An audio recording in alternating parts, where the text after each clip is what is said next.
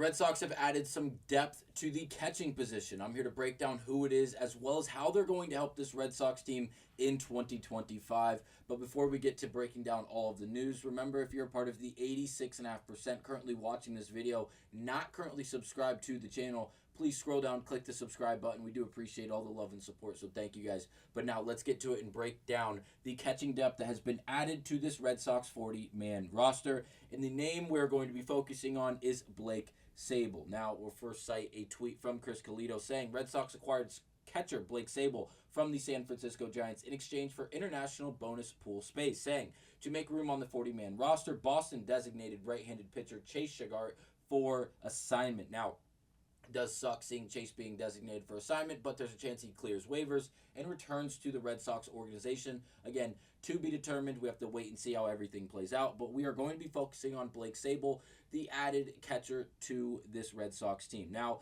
is it going to be nice to have some more depth to the catching position for this Red Sox team? Absolutely. They're going to have a little bit more versatility, I should say, at the catching position, having Connor Wong as well as Blake Sabol, and it's going to be very interesting. Now, obviously, Sabol has played left field as well as a few reps in right field. I doubt we will see him in either of those positions for the Red Sox due to the fact that he has, one, another left-handed bat, but two, we have so much talent and really just a surplus of talent with the ability to play anywhere in the outfield. So I doubt someone in Sabol will get those reps. But again, the versatility will be huge for the Red Sox and will be utilized, hopefully. So I do like this move a lot. And again, anytime you can add depth to such a significant position in the catching position, I am never going to be upset about it. Now, we're going to highlight the stats, and really, they're not very good. But I'm here to tell you, just give it a little bit of time. Do not just jump the gun and think this is a horrible move by the Red Sox, and here's why.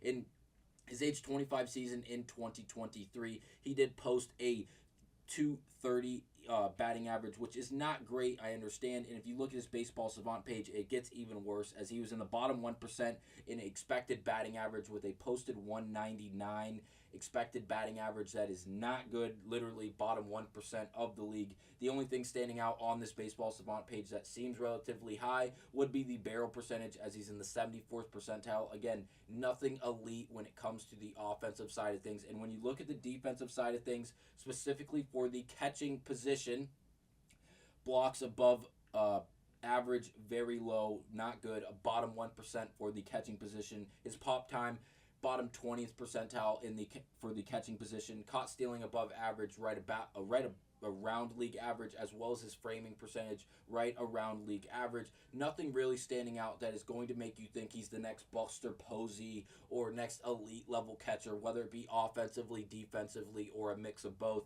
So again, what we're going to see from him is going to be just more improvement, as this was 2023 and now here's 2024. Now, you have to take this with a grain of salt. Now, if we go back to his Baseball Reference, he only had 11 games played in 2024 compared to the 110 games he had in 2023. So, in those 11 games, how can we really take an idea of how good he really got? Well, if we go back and look at the Baseball Savant page, obviously not qualifying for anything because of the lack of repetition and the lack of games played in that 2024 season. But if you look, things were starting to greatly improve. And if we don't even look at the offensive side of things, because that is not really what I'm here to focus on, the defensive side of the being our starting catcher is really what I'm looking at. And if you look, the pop time greatly improved, which is what we need to see. And then the blocking above average also greatly improved from Blake Sabol, and that is huge. Obviously,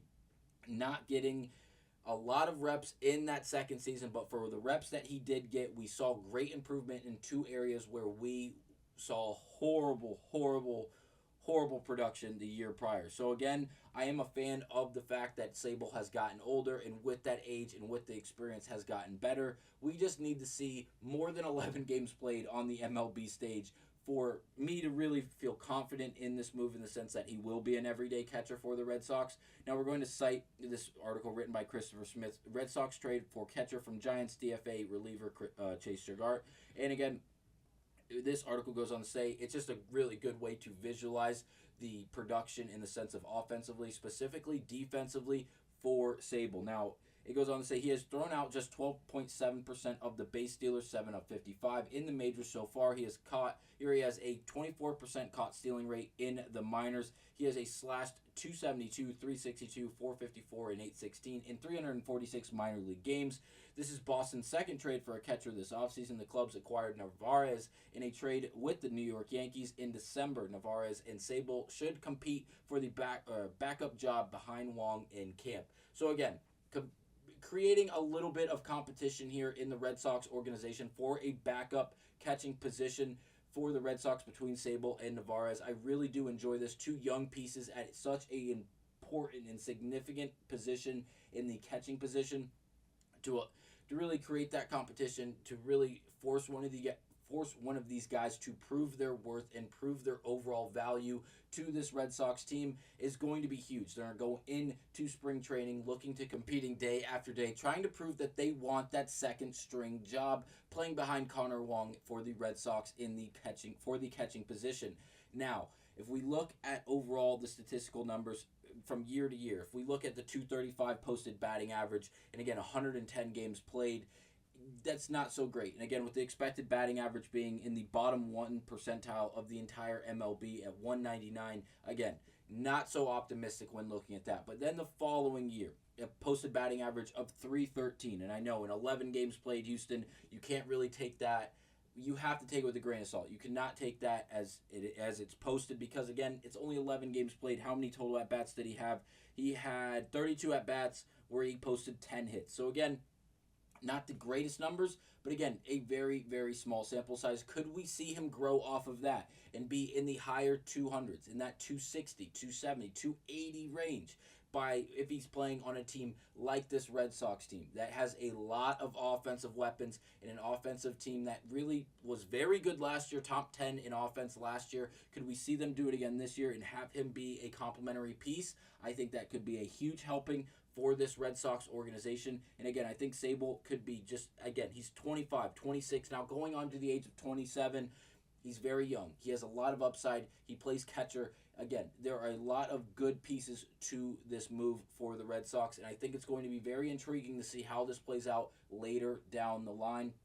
Let me know down in the comments what you guys think about this move from the Red Sox. Do you like the idea of acquiring Sabol? Honestly, I don't think anyone can hate this move yet until Sabol proves he is horrible. And again, I don't think that's the case. I think with a little bit of time and a few more reps compared to what we've seen in the past, to the 11 reps he had last year, I think he can greatly improve and really highlight and showcase how great of a player he is, not only offensively, but as well as the defensive capabilities he has shown to have and that he's shown improvement in from just the 2023 season to the 2024 season.